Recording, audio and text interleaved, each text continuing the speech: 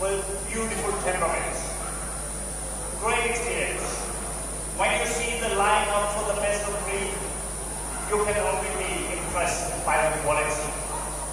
It is this last big shows for the breed before we hopefully next year in the General Assembly of the FCI can recognize the breed as a classic breed.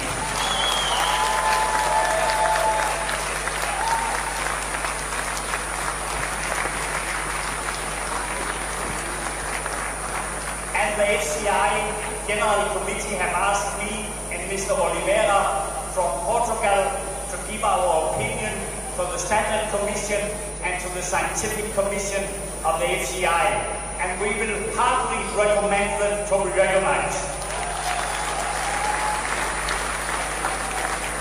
I congratulate you, not only the Croatian Kennel Club, also the Kennel Club from Bosnia-Herzegovina for that wonderful breed, and I thank you so much for bringing so many to me today.